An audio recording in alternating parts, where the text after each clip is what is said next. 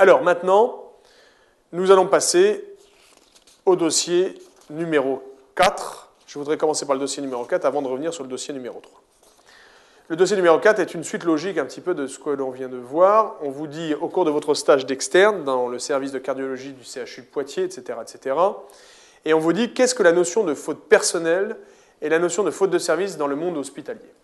Alors, pour pouvoir parler d'une responsabilité médicale, et donc quelque part comment le médecin va se justifier par rapport à ses actes médicaux et éventuellement le préjudice subi par un patient, eh bien il faut tout de suite d'abord voir deux cas de figure. Soit c'est une faute qui est imputable au médecin et détachable du service dans lequel il travaille, pour les médecins hospitaliers bien sûr, soit c'est une faute de service. Et ce sont deux choses différentes. Par exemple, une faute personnelle d'un médecin, ça peut être le médecin qui est de garde, qui est appelé par les infirmiers aux urgences pour voir un patient alcoolique, et puis malgré les plusieurs appels, le médecin ne se déplace pas. Le patient alcoolique décède, et bien sûr, la famille porte plainte contre l'hôpital, etc. Immédiatement, l'hôpital va considérer que cette faute est détachable du service, que le médecin intentionnellement ne s'est pas déplacé, et que l'on ne peut pas imputer cette faute à l'organisation du service. Donc ça deviendra une faute personnelle, et le médecin aura à se défendre et à faire face à la justice seul vis-à-vis de la famille. À ce moment-là, bien sûr, c'est sa responsabilité civile professionnelle qui doit être engagée, donc c'est son assurance personnelle qui doit le couvrir en termes d'avocat ou autre, et c'est lui qui doit indemniser en tout cas la famille ou le patient s'il y a eu préjudice, par exemple. C'est une faute personnelle. Bon, faute personnelle, ça peut être maltraitance sur patient. C'est-à-dire, on considère que le médecin a été maltraitant vis-à-vis d'un patient, malgré que ce soit dans un établissement, et que les autres n'ont pas pris part à cette maltraitance. Faute personnelle, ça peut être aussi détournement d'argent du patient. Donc, quelque chose vraiment d'identifiable chez un médecin et qui a été volontairement commis par le médecin. Ça peut être aussi, dans un acte chirurgical, par exemple, une faute intentionnelle ou une faute tellement grosse où on doit être au courant de ne pas la faire dans une intervention chirurgicale, qu'il n'y a pas de raison que le médecin la fasse, et pourtant il l'a fait. Donc ça peut, à ce moment-là, se considérer comme une faute personnelle due au médecin. Alors une faute de service, c'est une faute qui est dans l'organisation du service. Un patient est admis aux urgences de l'hôpital, le médecin l'examine et immédiatement demande son transfert en unité de soins intensifs cardiologiques, et le patient, avant d'être transféré, décède. Et on s'aperçoit que dans l'organisation, le patient n'a pas été immédiatement transmis, enfin en tout cas transféré aux unités de soins intensifs cardiologiques. Alors à ce moment-là, on peut reprocher au médecin de ne pas avoir vérifié que les infirmiers appliquaient ces consignes médicales. On peut reprocher aux infirmiers de ne pas avoir appliqué immédiatement les consignes du médecin. Bref, on va considérer que cette faute est une faute de service, d'organisation de service, et que là, l'hôpital est responsable vis-à-vis du patient, et que l'hôpital va être jugé sur le plan administratif, et que c'est lui qui devra non seulement se défendre, mais également indemniser la victime s'il y a lieu d'indemnisation de la victime. On est dans une faute de service. Dans une faute de service, par exemple, on peut retrouver une maltraitance à tous les niveaux du service, d'une prise en charge d'un patient âgé, par exemple, dans un établissement de gériatrie. Et là, on s'aperçoit qu'à tous les niveaux, il y a maltraitance qui est, quelque part, certainement pas organisée, mais en tout cas qui est laissée faire, et qu'à tous les niveaux, on aurait pu arrêter cette maltraitance. On va considérer que c'est une faute de service. Une faute de service, ça peut être une infection nosocomiale. Alors, l'infection nosocomiale, en général, n'est pas une faute médicale.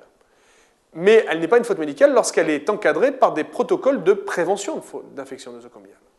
Mais lorsqu'il n'y a pas de protocole de prévention, comme dans le cas, par exemple, de la légionellose, où on imagine un établissement qui n'aurait pas mis en place un protocole de surveillance et de prévention de l'infection nosocomiale par légionellose, alors l'établissement est incriminé, ça devient une faute médicale, et à ce moment-là, on la considère comme une faute de service. Donc vraiment, à ce moment-là, la faute de service, c'est l'hôpital qui est face aux juridictions et qui indemnise le patient. Voilà ce que l'on pourrait dire un petit peu entre faute personnelle et faute de service. Et bien sûr, en termes de responsabilité médicale, ça n'est pas la même chose, ça n'est pas du tout les mêmes conséquences. Question 2, que doit contenir un dossier médical? Alors, concernant le dossier médical, eh bien, je rappelle que la loi de mars 2002 a permis justement de donner un support juridique à la notion de dossier médical. C'est-à-dire que l'on a encadré par par une loi, encore une fois, ce que devait contenir le dossier médical, que l'on soit à Strasbourg, à Nancy ou à Paris, que l'on soit dans le service public ou dans le service privé. Donc on sait aujourd'hui que doit contenir un dossier médical. Alors pour bien comprendre, il y a aujourd'hui un dossier qu'on appelle le dossier unique patient. Et dans ce dossier unique patient, on a la partie dossier médical, on a la partie dossier infirmier et la partie, par exemple, dossier administratif. Tout ça est regroupé dans un seul et unique dossier qu'on appelle le dossier unique patient et qui appartient à l'établissement. Ce dossier est en général soit informatisé, soit encore sur papier. Alors dans le dossier médical, doit faire partie du dossier médical et que l'on doit retrouver systématiquement, 1. La lettre transmise par le médecin traitant qui fait hospitaliser son patient. Donc la lettre d'accompagnement. Elle fait partie du dossier médical. 2. L'observation aux urgences du patient et les premières conclusions qui sont apportées. 3. Les thérapeutiques qui sont mises en œuvre et les fiches thérapeutiques pendant l'hospitalisation, datées, signées par les médecins. 4. L'observation médicale à proprement parler pendant l'hospitalisation, et en particulier les principaux antécédents médicaux de l'individu, également l'histoire de la maladie, également les hypothèses diagnostiques, et également à la fin du dossier médical, à la fin du séjour, la conclusion diagnostique et la thérapeutique qui est préconisée. Tout ça fait partie du dossier médical. Fait partie également du dossier médical toutes les lettres de correspondance entre les différents médecins qui interviennent auprès du patient. L'avis du rhumatologue qui est appelé dans le service de cardiologie, éventuellement le médecin généraliste et la correspondance avec le médecin traitant du patient. Tout ça fait partie du dossier médical et ces correspondances sont à laisser dans le dossier médical. On y retrouve également les principaux résultats d'examens complémentaires, également les principaux résultats d'avis qui peuvent être demandés comme par exemple un avis kinésithérapeute, éventuellement l'observation de l'ergothérapeute, du psychomotricien, bref, d'un certain nombre du psychologue qui est intervenu auprès du patient. Tout ça font l'objet d'un écrit qui reste dans la partie du dossier médical. Également, on retrouve dans le dossier médical un dossier pré-anesthésie, si une anesthésie générale est prévue. On retrouve également le dossier de transfusion sanguine, s'il y a transfusion sanguine prévue au cours de l'hospitalisation.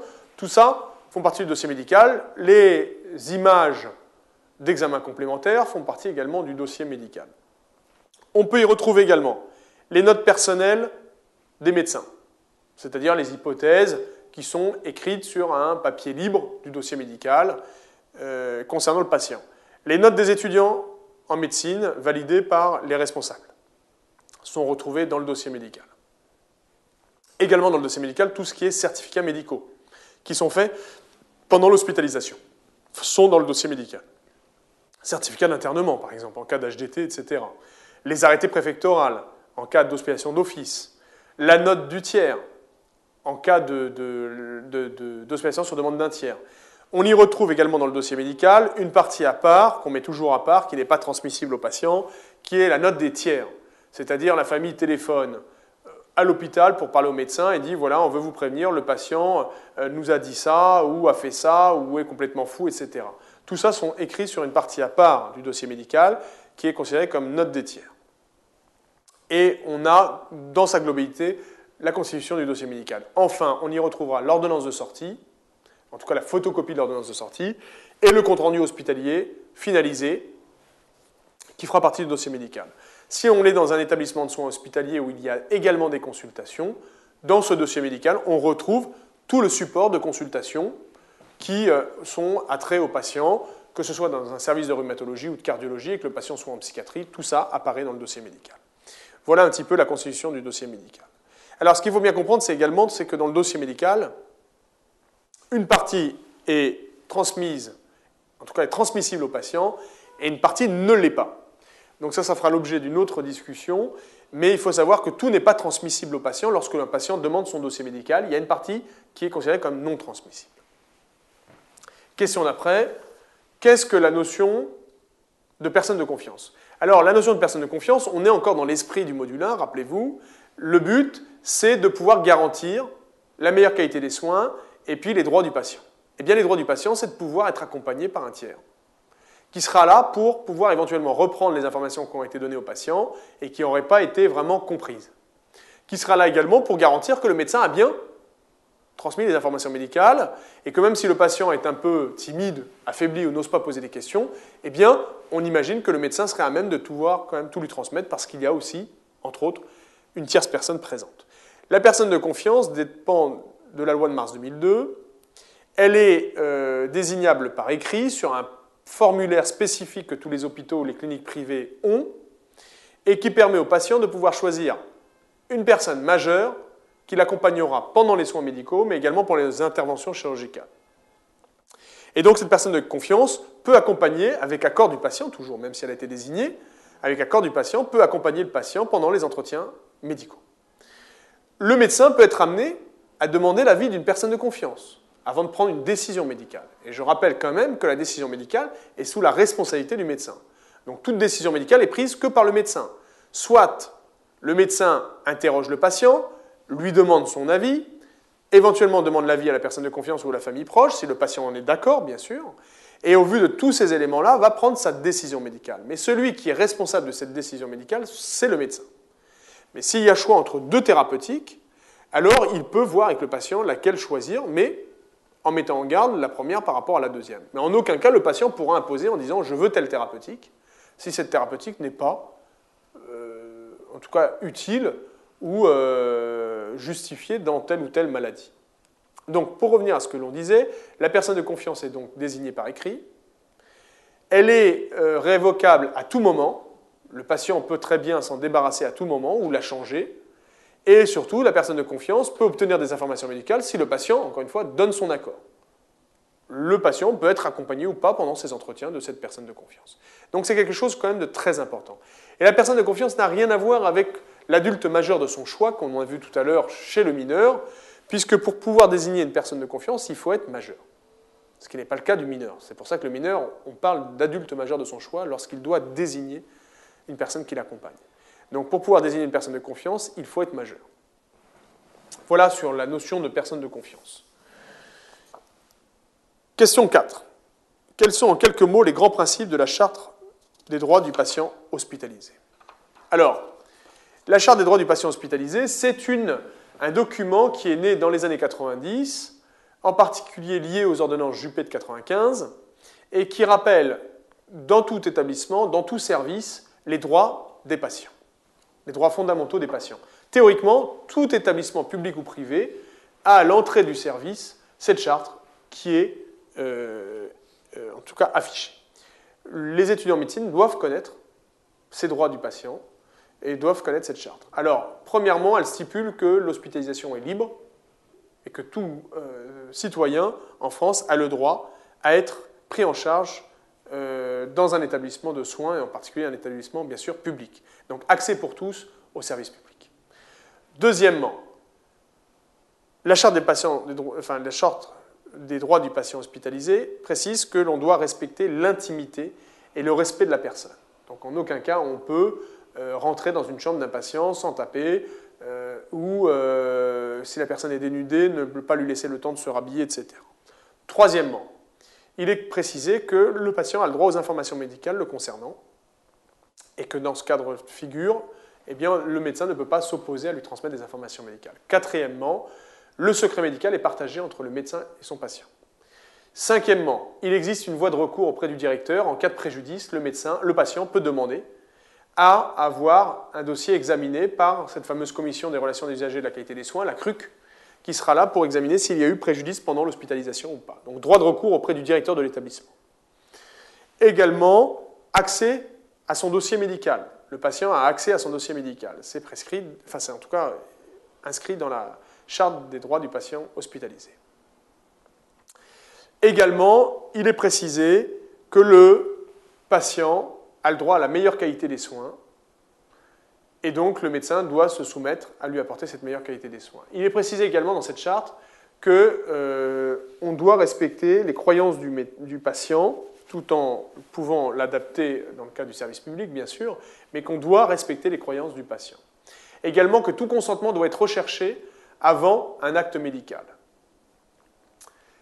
dans cette charte est également précisé qu'on a aussi une prise en charge de la douleur du patient. Le patient a le droit à une prise en charge de sa douleur. Et je crois qu'on aura fait le tour un petit peu de ce que concerne cette charte. Alors, on pourrait y rajouter également, on l'a vu un petit peu dans l'intimité, mais c'est vrai qu'on doit respecter également la confidentialité du patient et qu'on n'a pas à pouvoir dévoiler chez n'importe qui téléphonerait pour avoir le patient, eh bien, la présence ou pas de la personne qui serait hospitalisée. Voilà, donc ces différents points, il y a à peu près 10 items, doivent être connus des étudiants. Alors on passe à la question 5 maintenant.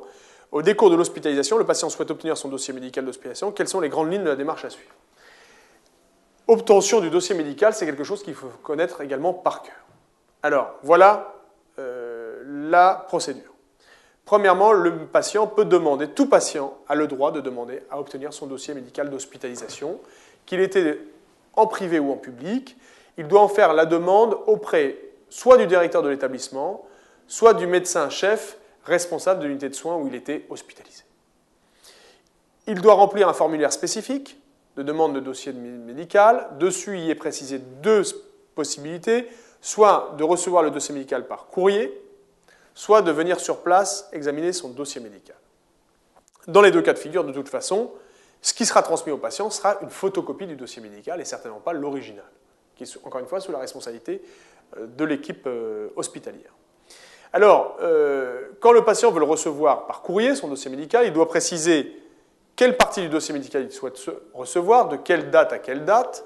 Il doit y transmettre la photocopie de sa pièce d'identité pour que l'on puisse envoyer le dossier médical à la bonne adresse et au bon patient, bien entendu. Et les frais sont à sa charge. Et il obtient son dossier médical. Quand il veut venir sur place, il doit prendre un rendez-vous auprès du service médical, du secrétariat du service médical concerné. Il doit être accompagné par une personne du service pendant qu'il examine le dossier médical en demandant les parties qu'il souhaite qu'on lui photocopie. Donc il y a toujours une personne présente. Et également, le médecin responsable d'une unité d'hospitalisation peut proposer à ce que l'on lui mette à disposition un médecin pour lui expliquer le dossier médical. Et le patient peut accepter ou peut refuser la présence de ce médecin. Donc ce n'est pas une obligation.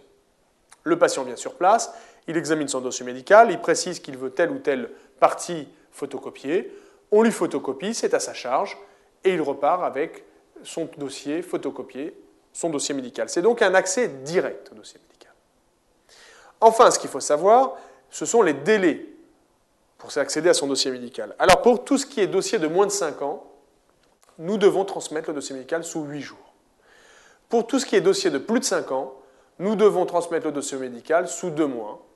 Et dans les deux cas de figure, vous avez une période incompressible de 48 heures pendant laquelle nous n'avons pas le droit de transmettre le dossier médical. C'est une période de réflexion où le patient pourrait revenir sur sa décision et décider de ne pas recevoir son dossier médical ou de ne pas vouloir voir son dossier médical directement. Donc période incompressible de 48 heures où on n'a pas envoyé le dossier médical, et sinon c'est sous 2 mois pour les dossiers de plus de 5 ans, sous 8 jours pour les dossiers de moins de 5 ans. Voilà, c'est une obligation de transmettre tout dossier médical à un patient qui le demande. Sauf que le patient doit le demander sur encore une fois, un formulaire spécifique qu'il doit remplir. Je rappelle quand même que jusqu'en mars 2002, les patients n'ont pas accès direct à leur dossier médical. S'ils veulent avoir des informations concernant leur dossier médical, ils doivent passer par leur médecin traitant en général, et le médecin traitant qui lui a accès au dossier médical leur donne des brides concernant son dossier médical. Donc ça a été une avancée, et encore une fois, une transparence concernant la qualité des soins et la relation médecin-malade. On est toujours dans cet état d'esprit.